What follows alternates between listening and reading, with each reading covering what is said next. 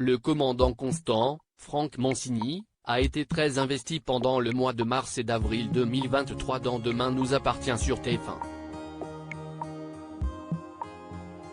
Jules, son beau-fils, est revenu dans sa vie. Les moments difficiles de Martin et Nordine sur TF1. Depuis qu'il est célibataire, Martin se donne à fond dans le travail tout en poursuivant une belle relation avec son fils, Nordine, Youssef Agal. Quand Jules est revenu à 7 avec des raisons litigieuses, Martin était bien loin de s'imaginer ce qu'il allait vivre. Il était sur le monstre d'Argenteuil et a finalement dû se pencher sur un trafic des smartphones dévalisés dans des conteneurs sur le port de Sète. De plus, le procureur Sébastien Perrot a subi un carjacking. Ensuite, son fils Nordine est tombé dans le coma après avoir été renversé par des brigands. Nordine est finalement sorti du coma, faisant le bonheur de Manon, Louvia Bachelier. Jules a été découvert comme tête pensante du trafic afin de trouver de l'argent pour mettre sa mère à l'abri. L'ex-petite amie de Charlie a rejeté Martin.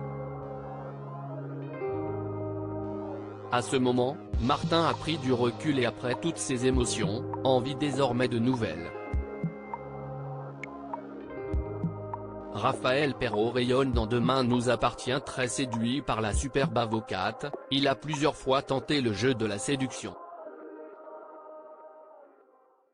En cette dernière semaine du mois d'avril, les choses sont claires, car Martin est invité chez l'avocate ayant prétexté un problème factice avec sa piscine. Le commandant se retrouve toujours proche de Raphaël lors de son jogging. Les deux amoureux ont même une séquence drôle quand Raphaël est avec Chloé et envoie un texto à Martin en faisant une photo à cause du correcteur automatique, « Venez me lécher en moto au lieu de chercher ». Cette plaisanterie accélère leur complicité, mais Martin part en vacances pour s'évader et prendre du repos. Raphaël a alors juste le temps d'embrasser son héros. Avant une suite heureuse, de quoi finir de mettre Sébastien Perrot à terre.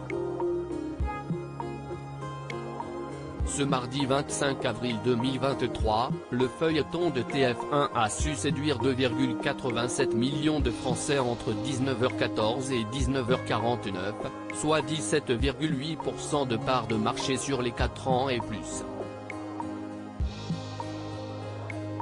Sur une semaine, le soap enregistre une hausse de 1,4 point d'audience.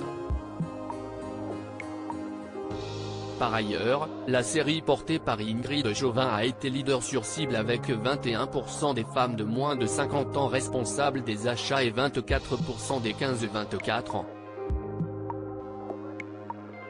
Demain nous appartient est à retrouver du lundi au vendredi à 19h10 sur TF1.